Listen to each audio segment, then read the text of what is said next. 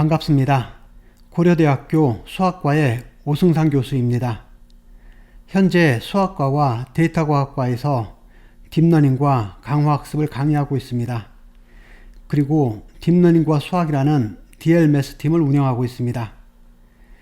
그러면 저와 함께 딥 리인포스먼트 러닝, 강화학습에 대해서 배워보겠습니다. 딥 리인포스먼트 러닝에 대해서 배우고 있습니다. 오늘은 이 중에서도 reinforce를 만드는 데 사용되는 팔러시 그라디언 알고리즘에 대해서 배워보겠습니다.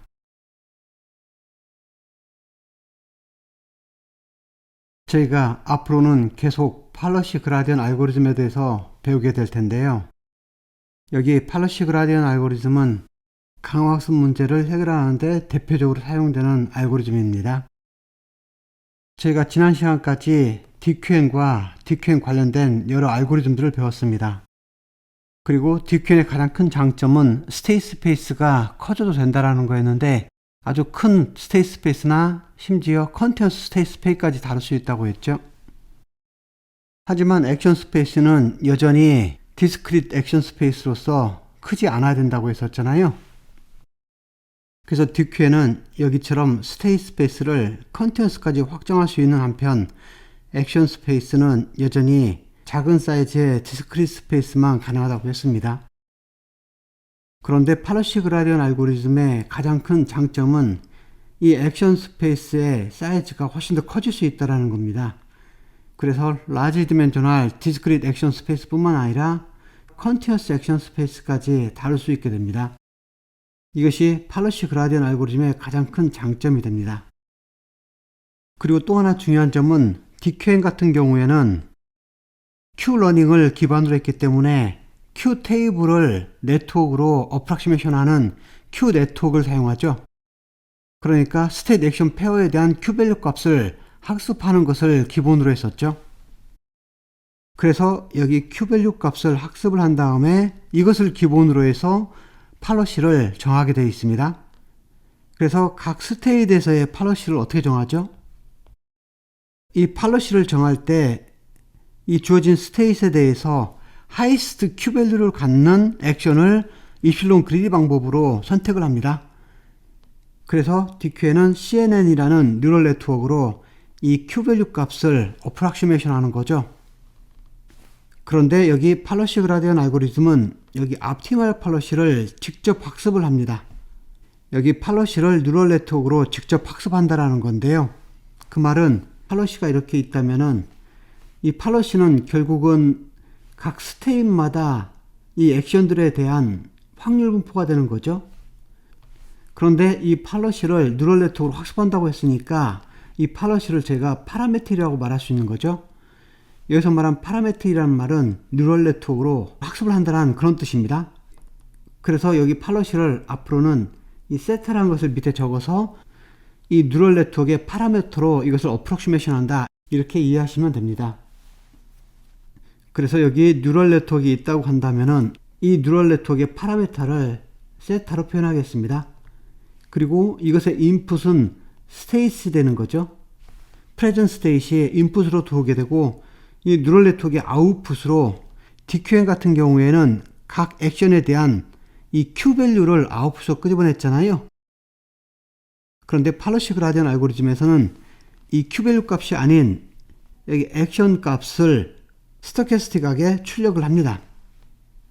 그래서 DQN이나 팔러시 그라디언 알고리즘은 그 네트워크의 인풋으로 프레젠트 스테이트 ST를 인풋으로 받아들인 건 맞지만 아웃풋으로는 DQN 같은 경우는 Q밸류 값을, 그런데 팔러시 그라디언 알고리즘은 팔러시를 직접 출력을 하게 됩니다.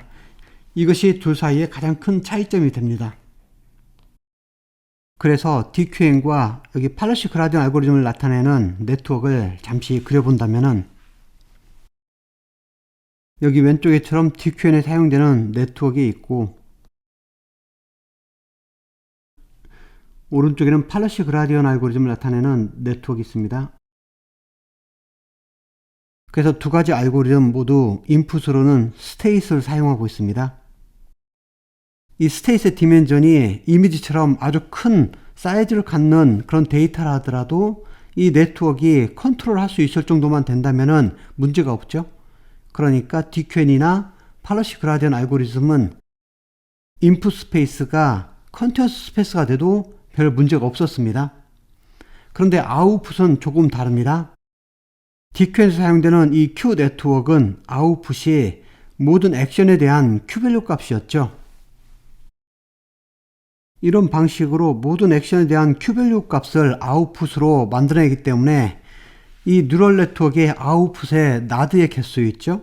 이거의 개수가 한계가 있기 때문에 실제로는 이 액션의 개수가 너무 크면은 학습이 어렵다고 했습니다. 그러니까 이 액션 스페이스의 사이즈가 디스크리트면서 너무 크지 않아야 된다고 했었죠. 그런데 팔러시 그라디언 알고리즘에서는 이 네트워크의 아웃풋이 Q밸류 펑션이 아니라 팔러시를 직접 아웃풋으로 출력한다고 했습니다. 그래서 여기 있는 것처럼 이 액션을 아웃풋으로 출력한다라고 하는데 이게 무슨 말일까요? 예를 들면 로봇 워킹에 대해서 생각해 보겠습니다.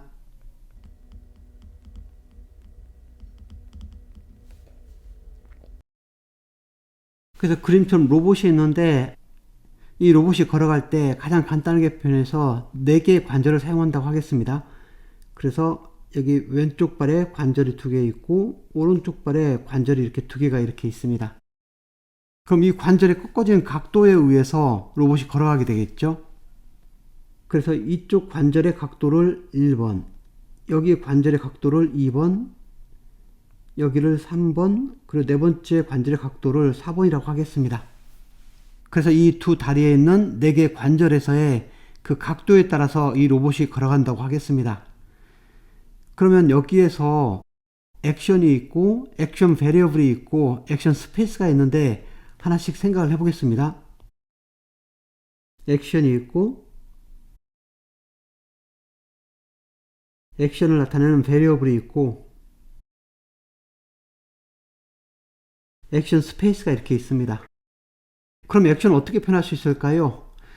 예를 들면 1번 관절은 플러스 3도를 하고 2번 관절은 마이너스 2도를 하고 3번 관절은 플러스 1도를 하고 4번 관절은 마이너스 1도를 한다. 이런 것이 하나의 액션이 되겠죠? 그러면 현재 상태에서 이 액션에 주어진 그 각도만큼 4개의 관절이 조금씩 움직이게 되면서 걸어간다고 하겠습니다. 이것은 하나의 지금 액션을 말하는 거잖아요. 그럼 이때 액션 베리어블은 뭐가 될까요? 이 액션을 나타내는 이 관절들이 있죠? 여기는 이 4개의 관절이 바로 액션 베리어블이 됩니다. 그래서 첫 번째 관절은 V1, 두 번째 관절은 V2 이런 식으로 해서 4개의 관절이 있으니까 4개의 베리어블이 있는 거죠. 그러면 액션 스페이스는 어떻게 되는 거죠? 이 모든 액션들을 다 모아놓은 스페이스가 액션 스페이스가 되는 건데 예를 들면은 여기 베리어블이 있는데 이 베리어블을 제가 정할 때 마이너스 90에서 플러스 90까지 각각 1도씩 키워가면서 그러니까 총 181개의 값으로 표현할 수도 있겠죠. 그렇게 되면은 각 관절에서 표현할 수 있는 것이 181개씩 총 4개의 관절이 있으니까 총 몇 가지 종류의 액션이 나올 수가 있나요? 이런 경우라면은 181의 4승계의 액션이 나올 수가 있는 거죠. 액션들의 개수가 이만큼인 아주 큰 사이즈의 액션 스페이스가 되는 겁니다. 그럼 이것을 DQN으로 표현하려면 어떻게 되는 거죠? 이 정도로 엄청 큰 사이즈의 액션 스페이스를 여기 아웃풋에 나드수로 표현을 해야 되는 거죠. 그러니까 실제로는 거의 불가능합니다. 그런데 만약에 이 액션 베리어블의 이 값들이 디스크릿이 아니라 컨티뉴어스면은 실제로는 이 액션 스페이스의 사이즈가 거의 무한대가 되는 거죠. 그러니까 여기 있는 것처럼 만약에 액션 스페이스가 컨티뉴어스라면은 이것을 DQN의 Q밸류 값으로 표현한다는 것은 우리가 계산해야 될 아웃풋의 수가 너무도 커져서 거의 불가능하게 되겠죠.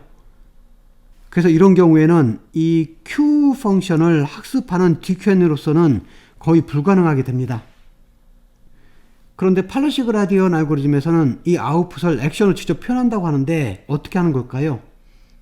예를 들면 이렇게 할 수가 있습니다. 여기 팔러시 그라디언 알고리즘에 사용되는 이 네트워크의 아웃풋을 잘 보면은 첫 번째 나드는 V1, 두 번째는 V2. 이런 식으로 여기 액션 베리어블만큼, 그러니까 이 경우는 4개만 하면 되겠죠? 아웃풋을 출력한다고 하겠습니다. 그래서 이 아웃풋의 값으로 V1은 3, V2는 마이너스 2, V3는 1, V4는 마이너스 1. 이런 식으로 아웃풋을 출력하게 되면은 이 액션 하나가, 지금 여기는 이 액션이죠? 이 액션 하나가 아웃풋으로 출력이 되는 거죠? 이런 식으로 한다면 이 네트워크의 아웃풋이 실제로는 액션 스페이스의 디멘전이 아니라 여기 액션 베리어블의 디멘전만으로도 충분히 표현이 가능하잖아요.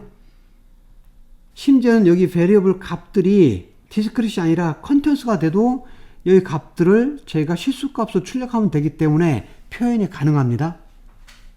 그래서 팔러시 그라디언 알고리즘은 여기 인풋으로 아주 큰 디멘전의 스테이트 스페이스 안에 있는 이 스테이트만 받아들일 뿐만 아니라 심지어는 이 네트워크의 아웃풋으로 팔러시를 직접 출력하는 방법을 통해서 컨티뉴어스 액션 스페이스까지도 다룰 수 있게 됩니다.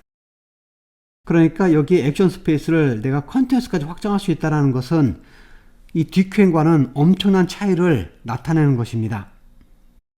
그래서 DQN과 팔러시 그라디언트에서 제가 에피소드를 생성한다고 할 때, 예를 들면 여기 present state st가 이렇게 있습니다.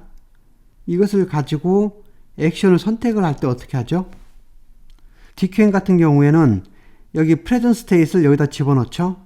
그런 다음에 아웃풋으로 Q 값들이 이렇게 나올 텐데, 이 중에서 highest Q 값을 나타내는 액션을 찾죠. 여기에 이실론 그리디 팔러시를 적용해서 저희가 액션을 선택을 합니다.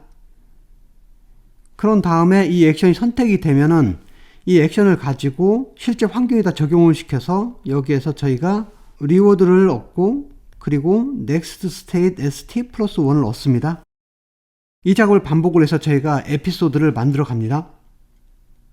팔러시 그라디언 알고리즘도 마찬가지입니다. 여기 present state이 이렇게 들어오면은 이것을 인풋으로 집어넣어서 이번에는 이 스테이트에 대한 액션 값이 바로 아웃풋으로 출력이 되죠. 그러면 그 액션을 출력을 한 다음에 이것을 가지고 환경에 적용을 시켜서 리워드와 넥스트 스테이트를 저희가 얻습니다. 그래서 팔러시 그라디언 알고리즘은 이 네트워크를 통해서, 특별히 이것이 스토캐스틱 팔러시면 이것을 적용을 해서 샘플링을 한 다음에 계속 데이터를 만들어가는 거죠. 그런데 이 네트워크를 학습을 할 때, 그러니까 DQN에서 이 네트워크도 제가 세타라는 파라미터를 쓰고 팔러시 그라디언 알고리즘도 이 파라미터를 세타라고 하는데, DQN 같은 경우는 이 세타를 학습하는 방법이 뭔가요? DQN에서 이 세타를 학습하는 방법은 여기 이 부분을 살펴보겠습니다. 지금 DQN 같은 경우에는 여기 Q밸류 값을 계산하는데 Q 네트워크로 이 Q밸류 값을 어프락시메이션 한다고 되어 있었죠. 그런 다음에 이 네트워크를 사용해서 여기 템포럴 디퍼런스 타겟이 이렇게 있죠. 그리고 비헤이비어 네트워크에서 계산한 이 Q밸류 값들이 있습니다. 그러면은 이거 두 개의 차이를 미니마이즈 시키는, 그러니까 로스 펑션을 이렇게 정했을 때 이 값을 미니마이즈 시키는 그 방향으로 여기 있는 이 팔러시를 학습을 합니다. 그래서 저희는 그라디언트 디센트 방법을 사용하게 되는 거잖아요. 그때 사용되는 그라디언트 디센트 값이 지금 여기 있는 거죠. 그런데 팔러시 그라디언트는 이 방법을 사용하지 않고 여기 파라미터 세타를 학습하는 방향이 토탈 리워드를 더 크게 하는 이 방향으로 학습을 하게 됩니다. 그런데 먼저 여기 이 팔러시가 스토캐스틱 팔러시라고 되어 있는데 이거에 대한 설명을 잠시 하겠습니다. 지금 그림에서 이 경우를 잠깐 살펴보면은 여기는 스테이시 인풋으로 들어오면은 아웃풋이 하나 딱 정해진 거죠. 실제로는 이 네트워크를 옵티멀 팔러시를 출력하는 걸로 지금 짜봤기 때문에 디터미니스틱하게 값이 나왔습니다. 그런데 이것을 모양을 바꿔서 예를 들면 여기 각각 아웃풋의 모양을 한 값이 아니라 여기에 평균과 표준편차 두 개를 나타내는 값을 아웃풋에 출력한다면 어떻게 될까요? 그럼 평균과 표준편차가 있기 때문에 이것을 가지고 저희가 가우시안 분포를 만들 수가 있겠죠? 이런 가우시안 분포를 만들게 되면은 여기 평균값과 여기 편차를 이용해서 여기에서 이 가우시안 분포에서 적당한 값을 제가 샘플링 할 수가 있잖아요. 이렇게 되면은 출력으로 어떤 스토캐스틱한 분포가 나올 수도 있습니다. 이렇게 표현할 수도 있고, 여러분들이 블로그 같은 데 보면은 이 팔러시 그라디언 알고리즘에 간단한 예들이 나오는데, 거기에는 이 액션 스페이스가 파이나이트로, 그러니까 디스크릿인데 디멘전이 작은 예들도 많이 있긴 합니다. 그런 경우라면은 네트워크의 아웃풋으로 각각 나드의 값을 굳이 여기 있는 이 액션 베리어블로 하지 않고 액션들 각각으로 선택할 수도 있습니다. 마치 DQN처럼 여기 첫 번째 나드가 A1이라는 액션, 두 번째가 A2, 이런 식으로 각각 액션을 나드로 표현할 수도 있겠죠. 액션 스페이스가 작은 경우라면 이것도 가능은 합니다. 이런 경우에는 어떻게 앞티멀 팔러시를 정할까요? 여기에 소프트맥스를 이용해서 가장 좋은 액션을 소프트맥스 값으로 표현할 수도 있죠. 간단하게는 이런 모형도 있을 수는 있습니다. 중요한 것은 이 네트워크의 아웃풋으로 저희가 하나의 액션을 출력한다는 것이죠. 그래서 팔러시 그라디언 알고리즘에서는 이 아웃풋으로 액션들이 직접 출력이 됩니다.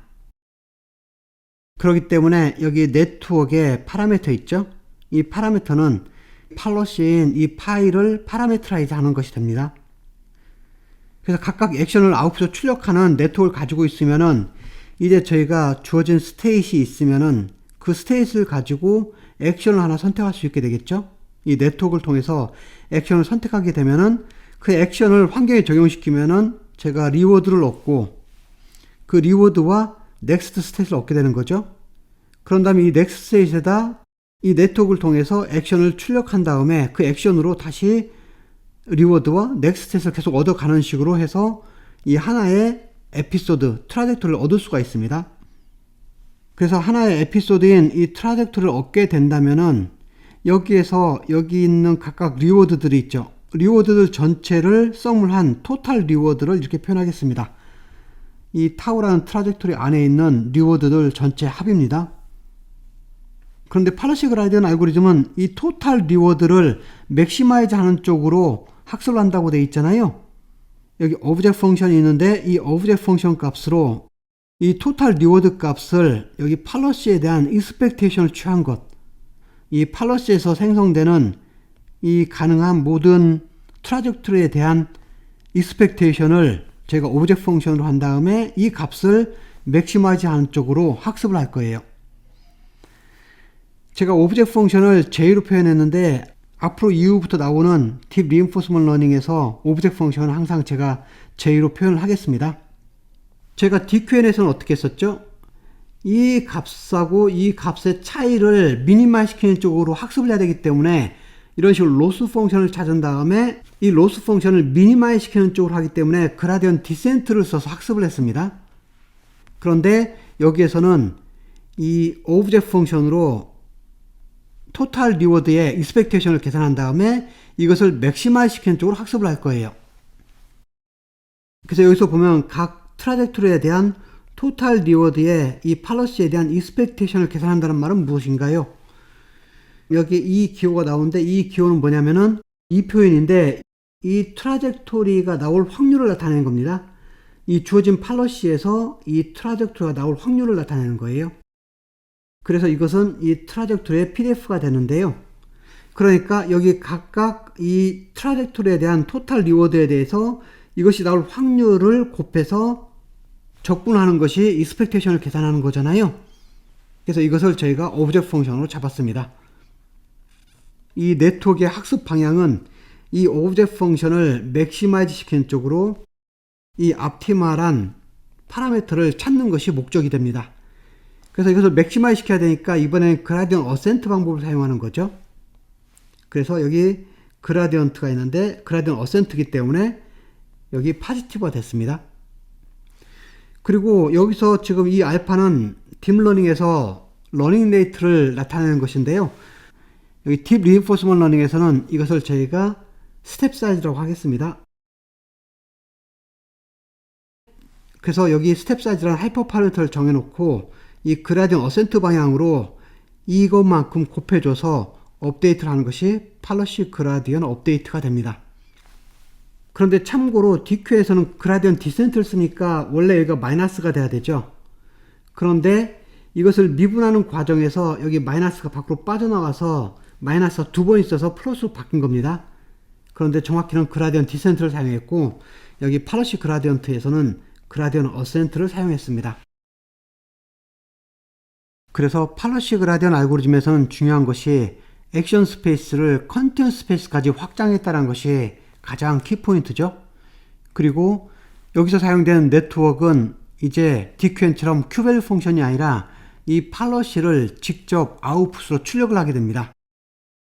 그리고 오브젝트 펑션으로서는 이 토탈 리워드를 맥시마이즈 하는 쪽으로, 그러니까 토탈 리워드의 익스펙테이션 값을 맥시마이즈 한 쪽으로 학습을 하게 되고, 그래서 이 팔러시 그라디언트 업데이트를 보면은 이 오브젝트 펑션의 그라디언트 값 가지고 알파만큼 이동을 한다. 그렇게 해서 이 파라미터 세타를 업데이트를 한다. 이렇게 이해하시면 됩니다. 그런데 중간에 보면 이 DQN에서의 익스피리언스 리플레이를 더 이상 사용하지 않는다고 되어 있잖아요. 이 이유는 뭘까요? 이것을 사용하는 목적은 템포럴 코릴레이션을 없애기 위해서였죠.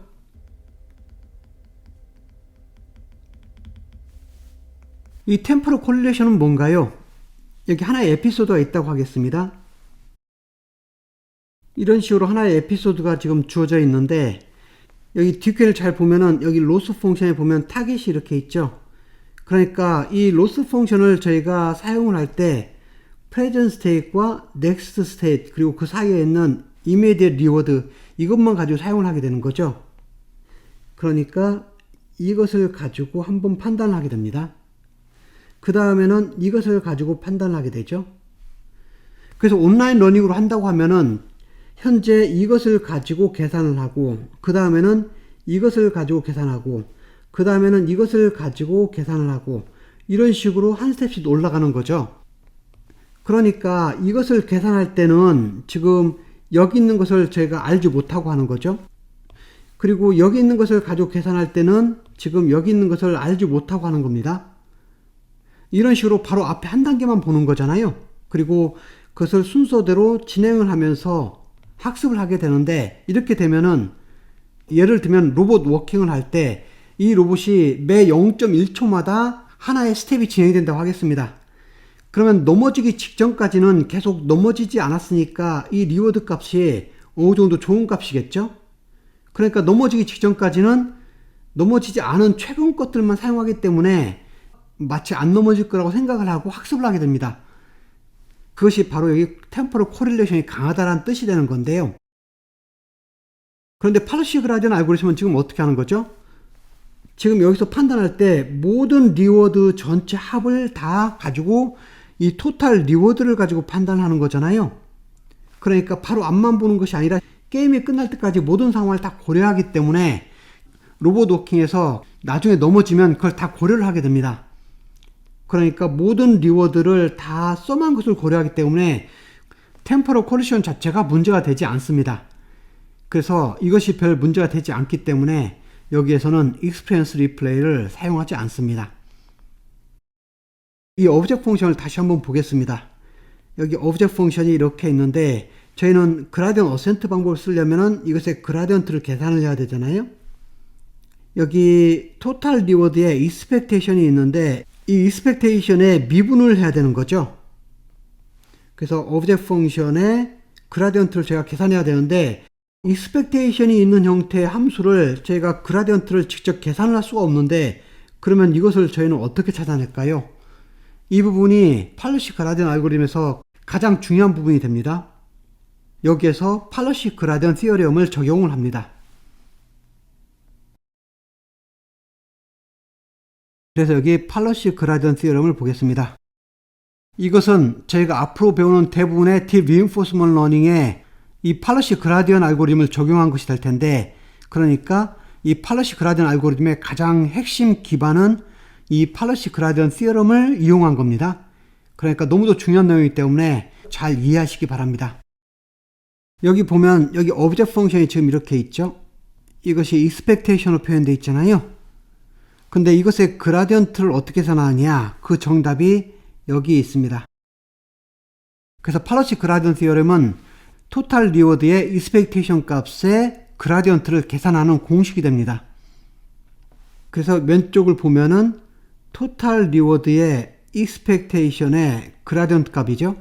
그러니까 토탈 리워드의 익스펙테이션의 데리버티브를 계산한 것인데, 이 오른쪽은 어떻게 표현되는 거죠? 이것이 여기 토탈 리워드 값이 이렇게 있고, 그죠? 토탈 리워드 값이 있고, 그리고 오른쪽에 팔러시의 로그를 취한 값의 그라디언트의 타임 스텝별로 썸을 하잖아요. 그러니까 팔러시의 로그를 취한 다음에 그라디언트를 계산해서 그것을 썸을 한 겁니다. 이 두 개의 프로덕트로 표현되어 있죠. 그것의 익스펙테이션을 최종적으로 취한 것, 이렇게 표현이 된다는 뜻입니다. 이 표현은 여기 있는 이퀘이션을 표현한 겁니다. 팔러시 그라디언 알고리즘은 여기 있는 오브젝트 펑션의 그라디언트를 이 식을 사용해서 계산을 하게 됩니다. 이제는 여기 익스펙테이션이 그라디언트의 밖으로 빠져나갔기 때문에 계산하는데 아무런 문제가 없습니다. 그래서 이 팔러시 그라디언트 디어렘의 이 식을 제가 지금부터 증명을 할 텐데요. 여기 이 식을 여기 지금 이렇게 옮겨봤습니다. 그러니까 여기 미분은 지금 세타에 대해서 미분을 하는 거예요. 그럼 이제 여기 익스펙테이션부터 분해를 해보겠습니다. 여기 익스펙테이션이 이 팔러시에 대한 익스펙테이션이죠. 그러니까 여기에 토탈 리워드가 있으면 이 토탈 리워드에 대해서 팔러시에 대한 익스펙테이션이니까 각 팔러시에 대해서 이 각각의 트라젝토리가 나올 확률, 팔러시에서 결정되는 거잖아요. 그러니까 여기 지금 이것은 이 트라젝토리, 이것이 나올 확률 분포를 나타내는 이 식을 말하는 겁니다. 각각 이 트라젝토리에 대한 확률 값을 집어넣어서 계산해서 이 익스펙테이션을 여기 적분값으로 표현한 거죠. 그런 다음에 이 그라디언트를 저희가 이 적분 안으로 집어넣겠습니다. 그래서 이렇게 순서가 바뀌어 있습니다. 그리고 나서 여기서 키포인트가 있는데 이 트라젝토리의 확률 값을 곱해주고 나눠줬습니다. 그런 다음에 이 부분만 살펴보면 이 부분은 정확히 이 값하고 일치하죠. 제가 여기 로그 펑션을 미분하면 어떻게 되는 거죠? 이것이 로그 함수의 미분이잖아요. 그런데 지금 이 값이 이 값과 일치하잖아요. 그래서 저희는 이 식을 얻을 수가 있습니다. 그 다음에 다시 이 식을 볼까요? 이것은 다시 이 팔러시로 제가 익스펙테이션을 계산한 것과 동일하죠. 그러니까 제가 이렇게 표현할 수가 있게 되네요. 그리고 그 안에 있는 이 식만 그대로 여기다 넣어주면 됩니다. 그래서 저희는 이 식이 이렇게 되는 것까지 지금 계산을 해봤습니다. 이제는 이 안에 있는 식을 조금 더 분해를 해보겠습니다. 이 식을 조금 더 분해를 해볼 텐데요. 어떤 식으로 할 거냐면은 이 식부터 좀 분해를 해보겠습니다. 지금 파이의 타우인데 이것은 이 타우라는 트라젝토리가 나올 확률을 말하는 거죠. 근데 이 확률을 어떻게 계산되나요? 처음에 S0라는 스테이시 처음에 나올 확률과 그리고 이 S0에서 A0라는 액션을 선택할 확률과 S0, A0에서 S1에 나올 확률과 이것들을 계속 곱해주는 거죠.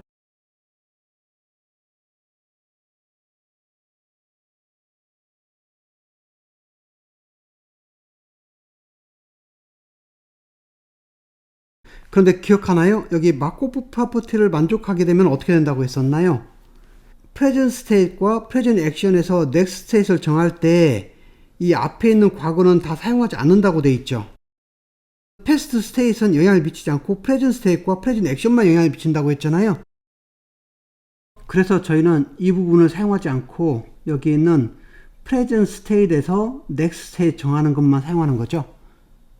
이것은 마코프 프로퍼티가 적용돼서 그런 거예요. 그리고 또 하나 보면은 S0라는 스테이트에서 A0라는 액션을 선택할 확률이니까 이것은 팔러시를 나타내는 거죠. 이것도 마찬가지로 여기 S1이라는 스테이트에서 A1이라는 액션을 취할 확률이니까 이것도 팔러시를 나타냅니다. 그래서 이것을 간단히 다시 표현하면 이렇게 됩니다. P의 S0는 그대로 있고 이 부분은 팔러시가 되는 거죠. 그러니까 S0에서 A0를 선택할 확률은 팔러시가 되는 거고, 그 다음에 트랜지션 프로바빌리티를 그대로 쓰면 되는 거죠. 그 다음에 이것은 다시 팔러시가 된다고 했죠. S1에서 A1을 선택할 확률 팔러시가 되는 것이고, 그 다음에 이제 이거 어떻게 되나요? 이 트랜지션 프로바빌리티는 S1 present state 그리고 present action에서 next state를 취할 확률 이렇게 되는 거죠. 이렇게 간단히 표현이 됩니다. 그래서 지금 이 부분을 표현한 것이 지금 여기 있죠. 이 밑에 식인데 이것을 표현한 것이 여기 PS0가 이렇게 있죠. 팔러시를 t가 0, 1인 경우 쭉 곱해준 거잖아요. 그러니까 여기 팔러시가 이렇게 있는데 t가 0에서부터 쭉 곱해준 겁니다. 그런 다음에 여기 트랜지션 프로바빌리티는 어떻게 되나요? t가 0일 때, t가 1일 때를 쭉 곱해준 거죠. 그러니까 t가 0일 때부터 시작해서 이것을 곱해준 것이 지금 여기 프로덕트로 표현이 되어 있습니다. 그래서 지금 여기 있는 이 값을 분해한 것이 이렇게 표현이 되는 거죠. 그런 다음에 여기에 로그를 취하면 어떻게 되나요? 그럼 프로덕트가 다 썸으로 바뀌죠. 그래서 로그를 취하게 되면은 여기 다 썸으로 바뀌는데, 그런데 여기서 한 가지 참고할 것은 이 값들도 썸을 해서 원래는 로그 값으로 나와야 되는 거죠. 이 값들도 다 로그 값으로 썸에서 나와야 되는 겁니다. 이 값들도 여전히 있어야 되잖아요. 그런데 궁극적으로는 여기에 그라디언트를 이렇게 취하잖아요. 그죠? 그러니까 이 전체에다가도 제가 그라디언트를 취하게 됩니다. 여기 팔러시를 나타낸 이 파라메터로 그라디언트 취하는 건데, 여기 트랜지션 프로바빌리티는 파라메터하고 아무 관계가 없습니다. 여기 트랜지션 프로바빌리티는 이 environment dynamic은 여기 팔러시하고 아무런 관계가 없기 때문에 그라디언트를 취하면 다 0이 되기 때문에 제가 여기서 그라디언트를 취할 때 이 부분을 다 지워버릴 수가 있습니다. 결국은 이것만 남게 되는 거죠. 그래서 지금 이 부분을 여기에다 집어넣게 되는 거죠. 그렇게 해서 결국은 이 식을 저희가 얻게 됩니다. 그래서 방금 팔러시 그라디언트 요령을 증명을 했는데, 이것은 아주 중요한 내용이기 때문에 잘 이해를 하셔야 됩니다. 그래서 여기 오브젝트 펑션의 그라디언트는 토탈 리워드와 여기 팔러시를 나타내는 이 식의 조합으로 만든 이 식의 곱으로 표현된 것의 expectation으로 바뀌었습니다. 그래서 이것의 장점을 두 가지를 언급해 볼 텐데요. 첫 번째는 원래 이 식은 어떻게 썼나요? 이 토탈 리워드의 expectation을 계산을 하려면은 이 각각 트라젝토리의 확률을 알고 있어야만이 여기 expectation이 계산이 가능했었죠. 그래서 원래는 저희가 이것을 알고 있어야 됩니다. 여기 expectation을 직접 계산하려면은 이것을 알고 있어야 되는 거죠. 그런데 실제로 이 트라젝토리 전체에 대한 확률을 아는 것은 거의 불가능합니다. 이것을 프랙티컬하게 어떤 모델로서, 이 적당한 파라미터 가는 모델로서 이 확률을 계산하는 것은 거의 불가능합니다.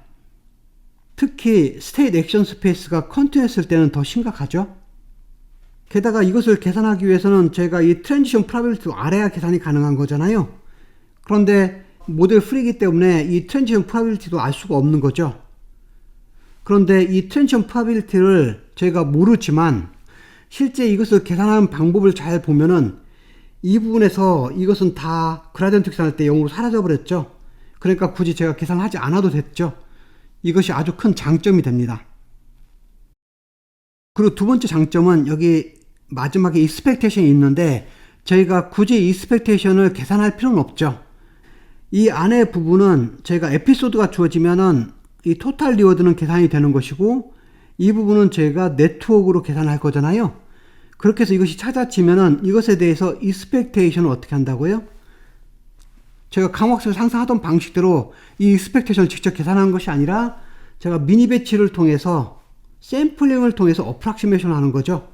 그래서 expectation은 저희가 실제 계산하는 것이 아니라 미니 배치 개수만큼 샘플링을 해서 어프락시메이션을 계산하기 때문에 아무런 문제가 되지 않습니다. 지금 여기 두 가지를 다시 한번 언급해 보겠습니다. 먼저 조금 전에 증명한 공식을 살펴볼게요. 여기 팔러시 그라디언트 티어럼으로 찾은 이 공식이 이렇게 있습니다. 여기서 보면은 여전히 저희가 그라디언트 계산할 때 이 익스펙테이션을 계산을 해야 되잖아요. 그러니까 익스펙테이션이 여전히 남아 있습니다. 그런데 이것을 어떻게 하냐면은 익스펙테이션을 직접 계산하는 것이 아니라 여기 미니 배치 개수만큼 트라젝토리의 샘플을 찾은 다음에 이것에 대한 평균으로 계산할 거예요. 그런데 저희가 이 트라젝토리를 많이 찾아서 이것들이 충분히 많아지면은 정확한 익스펙테이션을 찾아가는 값이 되는 거죠. 이것은 unbiased approximation이 됩니다. 이런 방식으로 익스펙테이션을 저희가 샘플링을 통해서 계산하는 방법을 마코프 체인 몬테카를로 샘플링이라고 합니다. 이것은 기존에 많이 알려져 있는 방식입니다. 샘플링을 하는 대표적인 방법이 됩니다. 그래서 다음 시간에 저희가 reinforce라는 알고리즘을 살펴볼 텐데 거기에서는 여기 있는 이 expectation을 이렇게 바꿉니다. 여기 reinforce라는 알고리즘이 있는데 여기 뒤에 식은 조금 전에 본 것과 비슷하죠. 그런데 여기 앞에가 expectation이 아니라 샘플링을 한 것, m개 샘플을 구한 다음에 그것의 평균을 취했죠. 이런 방식으로 실제 적용을 합니다. 그리고 여기 지금 토탈 리워드가 아니라 리턴으로 바뀌었잖아요. 왜 이렇게 바뀌었는지 한번 살펴볼까요? 여기 보면 제가 토탈 리워드를 오브젝트 펑션에서 사용을 하죠. 여기 토탈 리워드를 맥시마이즈 하는 방향으로 저희가 이 네트워크 파라미터를 학습을 했잖아요. 팔러시의 파라미터를 업데이트를 했습니다. 그런데 이 트라젝토리의 토탈 리워드를 더 좋은 방법으로 제가 대처를 할 수가 있어요. 왜 그러냐면 여기 토탈 리워드를 잘 보면은 여기 토탈 리워드는 팔러시의 그라디언트하고 아무 관계가 없죠. 팔러시의 그라디언트하고 아무 관계가 없습니다. 하지만 저희가 여기 계산한 값마다 이 토탈 리워드를 곱해주는 거잖아요. 그러니까 이 전체 양에는 큰 영향을 미치는 거죠. 그런데 토탈 리워드는 어떻게 되나요? 전체 트라젝토리에서 얻어진 리워드를 다 썸한 거죠. 그런데 이 트라젝토리는 어떻게 되는 거죠? 에피소드는 각 스텝을 넘어갈 때마다 랜덤니스가 작용이 됩니다.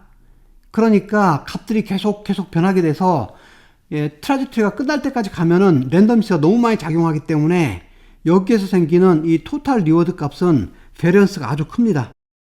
그래서 지난번에 리인포스먼트 러닝 할 때 배웠던 내용인데 여기 몬테카를로 방식이 있고 템포럴 디퍼런스 방식이 있다면은 여기 바이아스가 있고 또 베리언스가 있다고 할 때 몬테카를로는 바이아스가 없다고 돼 있었죠. 근데 베리언스는 아주 크다고 돼 있습니다. 그런데 템포럴 디퍼런스는 바이아스가 약간 있다고 했죠. 그 대신 베리언스는 훨씬 작다라고 했습니다. 그래서 여기 토탈 리워드는 몬테카를로 방식이기 때문에 베리언스가 아주 큽니다. 그런데 그나마 이 베리언스를 줄이는 방법이 디스카운티드 리턴을 사용하는 거예요. 여기 리턴이라는 것이 뭐죠? 이 토탈 리워드인데 여기에 디스카운트 팩터를 곱해준 거잖아요. 그래서 제가 그걸 강조하려고 일부러 여기 디스카운티드 리턴이라고 지금 말을 했습니다. 그러니까 타임 스텝이 멀리 지난 후에 있는 리워드에 대해서는 디스카운트가 많이 되어 있는 거죠. 그 말은 뒤로 가면 갈수록 그 리워드 값이 줄어들기 때문에 그만큼 베리언스가 줄어들긴 하죠. 그래서 실제로는 이 리턴 값을 사용하는 것이 베리언스를 줄이는 효과가 있습니다.